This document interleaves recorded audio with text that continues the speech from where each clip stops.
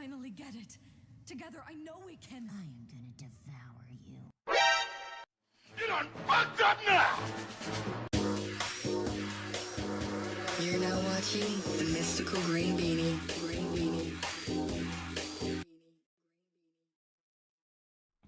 Hey, what's going on, dudes and dudettes? I am the Mystical Green Beanie, and welcome to my review for episode 4 of Fully Coolly Progressive, titled Lou Picker, or something like that. And I do want to apologize for not having this video up on Monday, as I usually do.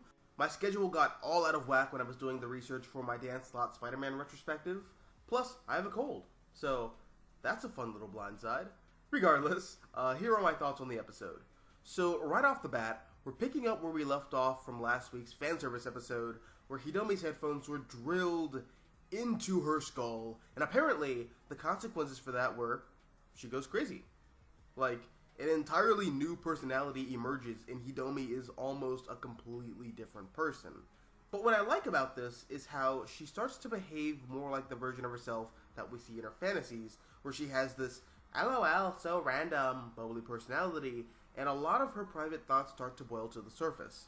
This is also probably the reason why this is the first episode where we don't get a prologue that takes place in her dreams. And I've been seeing a lot of people complain about how annoying Hidomi was this episode, and how weird and off-putting the voice performance from Xanthe Hyun was, because I'm watching the English dub, because I'm an uncultured American. But based off this episode, I think that's the point. I think we're supposed to feel somewhat uneasy with Hidomi's new persona. It's like hanging around someone who's usually very shy and reserved, but then they get plastered and their drunk personality starts to come out. And their drunk personality causes them to not act like themselves, or at the very least, the version of themselves that we're familiar with.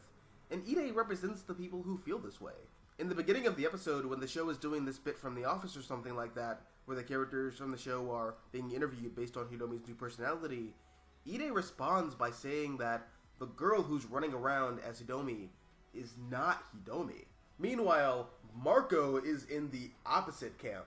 He actually really likes this version of Hidomi and finds her to be really cute, and she causes him to overflow, which I think is really interesting, but I'll get to that a little later in the video. Jinyu also faces off against Hanako this episode, and this is hands down the best fight this season so far. And what it really comes down to is their disagreement on the course of action or inaction that they should take in finding Adamus again. Because they both love him, but since they're two separate shades of Hanako, they have separate philosophies. And whereas Jinyu doesn't want to run the risk of tying Adamus down and preventing him from being all that he can in the universe, Hanako's a bit more selfish in wanting Adamus all for herself. And in the end, Hanako beats Jinyu and lives up to her promise of devouring her by literally devouring her. And I like that when she does, her hair changes back to its original pink, but her eyes change too. And that's probably because Jinyu, even though she was born from Hanako, eventually became her own person. And you know the whole thing with the eyes being the gateway to the soul, Jinyu had her own soul, and in the end, she was her own entity. But then Hanako tells Hidomi that she wants her to come with her on her journey through space, and Hidomi rejects her offer by putting her inhibitor headphones back on after they were knocked off earlier in the episode.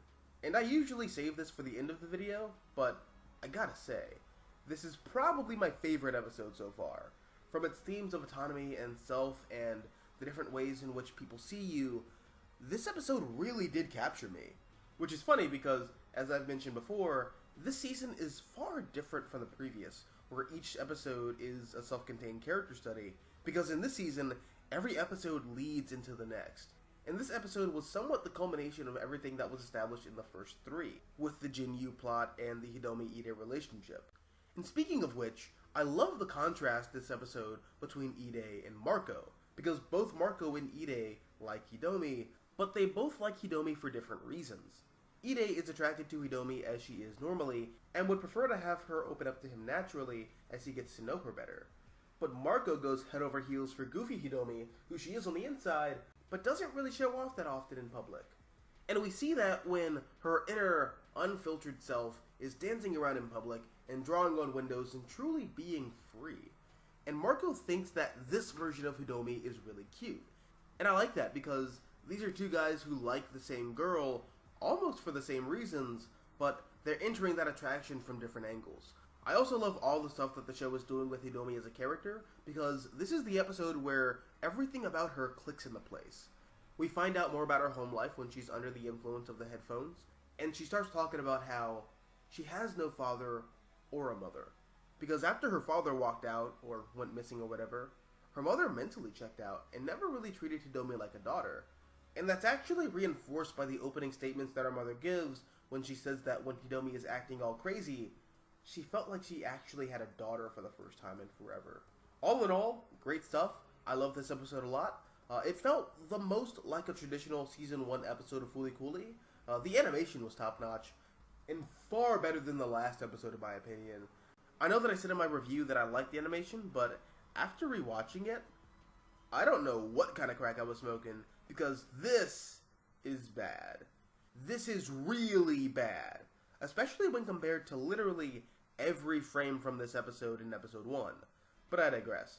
As always, the voice acting was great. We got a lot of range from Kerry Waldgren's Hanako this episode.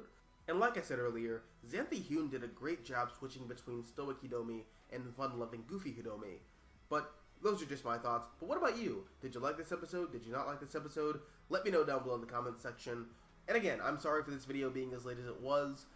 Again, that was partly due to my uploading schedule being turned upside down and me having a cold, which I hope didn't make my voice sound terrible this video. But if it did, just roast me in the comment section. Anyways, if you like this video, hit the like button, share, support the channel, and if you want to see more content like this, all you have to do is subscribe. I'm the Mystical Green Beanie. Thank you for watching, and as always, until next time, adios, nachos, adios.